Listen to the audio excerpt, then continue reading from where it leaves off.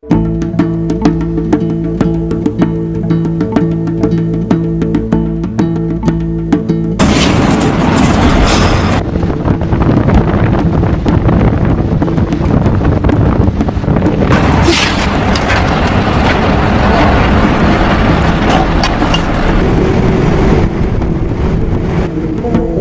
থেকে কিভাবে তেল উত্তোলন করা হয় সেটা একবার দেখুন। যখন সামুদ্রিক ঝড়ে সমুদ্রের মধ্যে সুনামি সৃষ্টি হয় তখন কি অবস্থাটা হয় সেখানে কাজ করা ব্যক্তিদের, বিশেষ করে সাধারণ শ্রমিকদের। সমুদ্রে তেল উত্তোলনের সময় মাঝে মাঝে এমন ভয়ঙ্কর ঝড় ওঠে যে ঝড় 30 থেকে 35 মিটার উঁচু পর্যন্ত ঢেউ সৃষ্টি করে। ভারত মহাসাগরের 400 কিলোমিটার গভীরে ওএমজি অয়েল প্ল্যান্টে 800 জন কর্মী কাজ করছিল। এমন সময় ভয়ঙ্কর সামুদ্রিক ঝড় ওঠে। ওই সময় ভারতীয় বিমান বাহিনীর 4টি হেলিকপ্টারে করে শ্রমিকদের নিরাপদ স্থানে সরিয়ে নেওয়া হয়, কিন্তু মাত্র 4টি হেলিকপ্টার দিয়ে সব শ্রমিকদের নেওয়া সম্ভব হয়েছিল না, কারণ তার আগেই সামুদ্রিক ঝড় শুরু হয়ে যায়। আর 100 জন শ্রমিক সামুদ্রিক ঝড়ের মধ্যে আটকা পড়ে যায়। আর ওই 100 জন শ্রমিকদের মধ্যে সবাই সমুদ্রের পানির নিচে তলিয়ে যায়। এর মধ্যে 50 জনের মৃতদেহ জলের মধ্যে পাওয়া যায়, আর বাকি 50 জনের লাশও খুঁজে পাওয়া যায়নি। হয়তো তারা সামুদ্রিক ঢেউয়ে অনেক দূরে ভেসে গেছে, না হলে হাঙরের খাদ্যে পরিণত হয়েছে। এমনটা যে শুধু এবারই ঘটেছে তা নয়, পুরো পৃথিবীতে এমন ঘটনা বারবার ঘটেছে। তারপরও মানুষ জীবনের ঝুঁকি নিয়ে সমুদ্রের গভীরে তেলের সন্ধানে যায়। আপনি যদি দেখেন কি কষ্ট করে তেল তোলা হয় সমুদ্র থেকে, তাহলে আপনি নিজেকে সৌভাগ্যবান মনে করবেন, কারণ ওদের মতো জীবনের ঝুঁকি নিয়ে আপনাকে কষ্ট করতে হচ্ছে না। এই ভিডিওটিতে আমরা আপনাদের দেখাবো কি কষ্ট করে শ্রমিকরা গভীর সমুদ্রে তেল উত্তোলন করে থাকে, যা আপনি এর আগে আর কখনোই দেখেননি। তাই ভিডিওটি মনোযোগ সহকারে শেষ পর্যন্ত দেখতে থাকুন। তো চলুন শুরু করা যাক। অনেক আগে এমনটা বলা হতো যে মাটি থেকে তেল উত্তোলন করা খুব সহজ একটি কাজ। মোটামুটি 100 বছর আগে মানুষ মনে করত আমরা যেখানে দাঁড়িয়ে আছি তার কয়েক মিটার নিচেই তেল আছে। আর এটাই ছিল সত্যি, কারণ সে সময় দুবাই, সৌদি আরবে মাটি খুঁড়লেই গ্যালন গ্যালন তেল পাওয়া যেত। আর সে সময় দুবাইয়ে মাটির নিচে পানির চেয়ে তেল বেশি পাওয়া যেত। আর সে সময় এত বেশি পরিমাণে তেল, একদম কাঁচা তেল মাটির নিচে ছিল যে মানুষ কুয়া খোঁড়ার জন্য গর্ত করত, আর সেখান থেকে গ্যালন গ্যালন কাঁচা তেল বের হতো। আজ 100 বছর পরে এসে সেই চিত্র পুরোপুরি বদলে গেছে। আজ আর আগের মতো মাটি খুঁড়লেই তেল পাওয়া যায় না। আমরা মানুষেরা গত 100 বছরে পৃথিবীর 90% তেল ফুরিয়ে ফেলেছি। এখন তেলের চাহিদা ব্যাপক বৃদ্ধি পেয়েছে, কিন্তু সে তুলনায় তেল পাওয়া যাচ্ছে না। আর এই কারণে বিজ্ঞানীরা সারা দিন রাত তেলের খোঁজে লেগে থাকে। একটা রিসার্চে এটা বলা হচ্ছে যে যেসব জায়গা থেকে আগে তেল উত্তোলন করা হতো, যেমন দুবাই, সৌদি আরব, মিশর, আফগানিস্তান ইত্যাদি দেশ থেকে, সেসব দেশে আর কয়েক বছর পরে আর তেলই পাওয়া যাবে না। কিন্তু পুরো পৃথিবীতে তেলের চাহিদা একটুও কমেনি, বরং আরো অনেক গুণ বেড়ে গেছে। আর এটা আপনি খুব সহজে হয়তো বুঝে গেছেন, কারণ আপনি যেখানে বসবাস করেন সেখানে প্রত্যেকটা বাড়িতেই কম করে হলেও 2টি বাইক আছে, আর প্রাইভেট কার, ট্রাক, বাস ইত্যাদি যানবাহন আছেই। আর এই সব কিছুই তেলে চলে। তাহলে আপনি বুঝতে পারছেন তেলের চাহিদা কতটা বেড়ে গেছে। আজ যদি পৃথিবীর সমস্ত কাঁচা তেল ফুরিয়ে যায়, তাহলে কালকে সকল তেল চালিত যানবাহন, বাইক, কলকারখানা সবই বন্ধ হয়ে যাবে। আপনার শখের বাইকটিও আর তেলের অভাবে চালাতে পারবেন না। আজকাল সাইকেলের মতো মানুষ বাইক কিনছে, আর মাত্র 1 লক্ষ টাকায় ভালো ভালো বাইক পাওয়া যায়। আর তেলের চাহিদা দিন দিন বেড়ে যাচ্ছে, কিন্তু সেই তুলনায় মাটির নিচের তেল পাওয়া যাচ্ছে না। আর এই কারণে বিজ্ঞানীরা সমুদ্রের মধ্যে তেল খুঁজে বেড়ায়, অর্থাৎ সমুদ্রের সেই নিচ থেকে তেল তোলা হয়। পৃথিবীর 70% জায়গা যখন জল, তখন সমুদ্রের গভীর থেকে তেল উত্তোলন করতে হবে, এটাই স্বাভাবিক। প্রথমে সমুদ্রের মধ্যে তেলের খনি খোঁজা হয় এবং বিজ্ঞানীরা বুঝতে পারে কোথায় তেল পাওয়া যেতে পারে। তারপর সে জায়গাগুলো থেকে স্যাম্পল নেওয়া হয়। তারপর সেখানে বড় জাহাজের মতো একটা অংশ নিয়ে যাওয়া হয়। সেটা পুরোপুরি পোর্টেবল, মানে যেটাকে সমুদ্রের যে কোনো জায়গায় নিয়ে যাওয়া যায়। আর এই মেশিনটি জাহাজের নিচ থেকে বের হয়। তারপর চিহ্নিত স্থানে মেশিনটি বসানো হয়। আর এই মেশিনটি খননের কাজ করে থাকে, মানে ড্রিলিং করে। আর এই বিশাল সাইজের মেশিনটি চালানোর জন্য বিপুল পরিমাণ অর্থের প্রয়োজন হয়। শুধুমাত্র অর্থ নয়, প্রচুর বুদ্ধিরও প্রয়োজন হয়, যার জন্য দেশের সেরা সেরা ইঞ্জিনিয়াররা বসে আছে। এখানে প্রথমে ড্রিলিং করা হয়, পরে একে একে তেল বের করার প্রসেস শুরু করা হয়।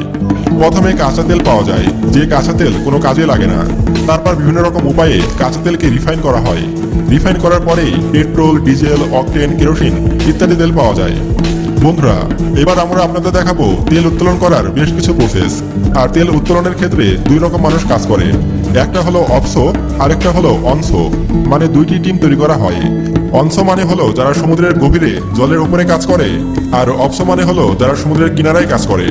অনস গ্রুপে যারা থাকে তারা তেল উত্তোলনের মেশিনের মধ্যে কাজ করে, আর তাদের জীবন সবচেয়ে বেশি রিস্কে থাকে, কারণ তারা পুরোপুরি সমুদ্রের ঢেউয়ের উপরে ভেসে থাকে। আর অপস গ্রুপে থাকা ব্যক্তিরা তেল ট্রান্সফারের কাজ করে, অর্থাৎ তারা তেলের খনি থেকে তেল সংগ্রহ করে নিয়ে আসে। আর এদের কাজ কিছুটা সহজ হয়, তবে তেল উত্তোলন কোম্পানি যখন খুশি তার ইচ্ছা মতো যে কাউকে যে কোনো স্থানে ট্রান্সফার করে দিতে পারে। তবে এদের কাজ করার একটি সিস্টেম আছে, সেটা হচ্ছে অন অফ সিস্টেম, মানে 6 মাস কাজ করা এবং 6 মাস রেস্ট নেওয়া। প্রত্যেকটি কোম্পানির কাজের আলাদা আলাদা নিয়ম আছে, তবে বেশিরভাগ ক্ষেত্রেই এই নিয়মটি মানা হয়।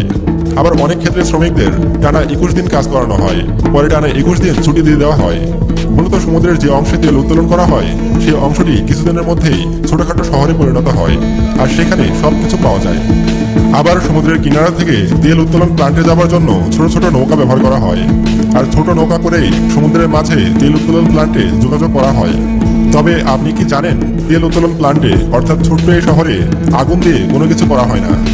সেখানে যে খাবারগুলো খাওয়া হয় সবই প্যাকেটজাত খাবার, অর্থাৎ তারা আমাদের মতো মাছ, মাংস, ডিম রান্না করে পেট ভরে খেতে পারে না। আবার আপনি কি জানেন, যারা বিড়ি খায় বা সিগারেট খায় তাদের তেল উত্তোলন প্লান্টে চাকরি দেওয়া হয় না। আবার যদি আপনি বিড়ি বা সিগারেট নিয়ে সেখানে ধরা খান, তাহলে আপনার 6 মাসের জেলও হতে পারে। 2005 সালে ভারত মহাসাগরে একটি তেল উত্তোলন প্লান্টে রমেশ নামক এক ব্যক্তি বিড়ি জ্বালিয়েছিল। তারপর সে বিড়ির আগুনে পুরো প্লান্টে আগুন ধরে যায়, এমনকি তেলের পাম্পেও আগুন ধরে যায়। কিছু মানুষ বাঁচার জন্য সমুদ্রের মাঝে ঝাঁপ দিয়েছিল, কিন্তু তেলের আগুন সমুদ্রের পানির মধ্যেও জ্বলে। পরে মাত্র 8 জন ব্যক্তি জীবিত ছিল। সামান্য একটা বিড়ি ধরানোর জন্য হাজার কোটি টাকা লোকসান হয়ে যায়, আর প্রাণ হারায় 2 শতাধিক মানুষ।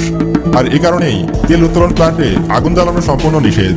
আর এখন শ্রমিকরা ফ্রিজিং প্যাকেট খাবার খায়, কারণ তেল উত্তোলন প্লান্টে আগুন জ্বালালে বড় ধরনের বিপদ ঘটতে পারে।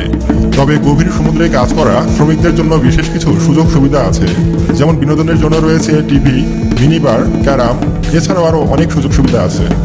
তবে সেসব বাদ দেই, এখানে শ্রমিকদের নিয়মিত 16 ঘন্টা করে কাজ করতে হয়, আর এই 16 ঘন্টা কাজ করার সময় তারা কোনো রকম মোবাইল ব্যবহার করতে পারবে না, কারণ মোবাইল থেকে বের হওয়া রেডিয়েশন থেকে বড় ধরনের দুর্ঘটনাও ঘটতে পারে। তাই সেখানে মোবাইল অ্যালাউ করা হয় না, এমনকি সেখানে কোনো রকম ছবি তোলা বা ভিডিও শুটেরও কোনো রকম অনুমতি থাকে না। সেখানে ওয়াইফাই বা ইন্টারনেটও থাকে না, এক প্রকার তারা পুরো পৃথিবী থেকে বিচ্ছিন্ন থাকে। তবে এখানে যারা কর্মকর্তা থাকে তারা বিশেষ প্রয়োজনে ইন্টারনেট ব্যবহার করতে পারে, কারণ সেখানে ইন্টারনেটের পরিমাণ সীমিত। মানে যে কাজগুলো ইন্টারনেট ছাড়া হচ্ছেই না, সেই অফিসিয়াল কাজগুলোই শুধুমাত্র ইন্টারনেট দ্বারা করা যায়। তবে সেটাকে ইন্টারনেট বললে ভুল হবে, সেখানে ইন্টার্ন কাজ করে, অর্থাৎ এই ইন্টারনেট দিয়ে সীমিত কিছু ওয়েবসাইট ব্রাউজ করা যায়, যেগুলো কোম্পানির দরকারি ওয়েবসাইট সেগুলোই শুধু ওপেন হয়। গভীর সমুদ্রে সেই স্থানে কোনো রকম সোশ্যাল সাইট চলে না, ফেসবুক, হোয়াটসঅ্যাপ, ইউটিউব এর সব সাইট সেখানে চলে না। সেখানকার শ্রমিকদের বিভিন্ন রকম ট্রেনিং দেওয়া হয়, যদি কেউ জলে পড়ে যায় তাহলে কোনো রকম হেল্প ছাড়া কিভাবে বাঁচবে, জলের নিচে চলে গেলে কিভাবে জলের উপরে উঠে আসবে, কিভাবে নিজের জীবন রক্ষা করবে, সেই সব ট্রেনিং শেখানো হয়। এবং এই ট্রেনিংগুলো প্রচণ্ড ব্যয়বহুল। সব থেকে দামি হাইটেক মেশিন দিয়ে তাদের ট্রেনিং দেওয়া হয়। ধর আসলে কিভাবে গভীর সমুদ্রে টিকে থাকবে, কিভাবে অন্যের জীবন রক্ষা করবে, তারও ট্রেনিং দেওয়া হয় তাদেরকে। এমনই হয় সেখানে কাজ করা শ্রমিকদের জীবন। যেখানে ইঞ্জিনিয়াররা বুঝে তেল পাওয়া যাবে, সেখানে এই বিশাল মেশিনটি নিয়ে যাওয়া হয় এবং ডিল করা শুরু করে দেওয়া হয়। কয়েক হাজার ফুটেরও বেশি এই ডিলিং চলে, এবং সেখানে একটা সরু পাইপ ঢোকানো হয়। সেখানে পাইপ ঢুকিয়ে সমুদ্রের পানির নিচে মাটি খুঁড়ে পাথর কেটে তার নিচ থেকে তেল বের করে আনা হয়। আর এটা সত্যি ভীষণই কঠিন একটি কাজ। সমুদ্রে এমন কিছু জায়গা আছে যেখানে প্রচুর পরিমাণে তেল আছে, তবে সেসব স্থানে যাওয়া সম্ভব হয়নি। তবে সেই সব স্থানে গিয়ে বিজ্ঞানীরা কিভাবে তেল উত্তোলন করবে সে সম্পর্কে গবেষণা চলছে। তবে অদূর ভবিষ্যতে তেলের পরিমাণ আরো বাড়বে বলেই বিজ্ঞানীরা মনে করছে। সমুদ্রের গভীর থেকে তেল উত্তোলন করলেই যে সব কাজ হয়ে গেল তা কিন্তু নয়। কাঁচা তেলকে পরিশোধিত করে সেটাকে পেট্রোল, ডিজেল, অকটেনে রিফাইন করা আরো বেশি কঠিন কাজ। কোম্পানিগুলো যে শুধু এগুলোই করে তা কিন্তু নয়। কিভাবে কম মূল্যে আমাদের তেল সাপ্লাই দেবে সেটা মাথায় রাখতে হয়, কারণ আজকে আমরা যে তেল 100 টাকা লিটার কিনছি, কালকে যদি সেটার দাম বেড়ে গিয়ে 200 টাকা লিটার হয় তাহলে আমরা কেউ কিনতে চাইবো না। তাই সাধারণ মানুষকে কিভাবে কম মূল্যে তেল দিবে সেটাও কোম্পানিকে ভাবতে হয়।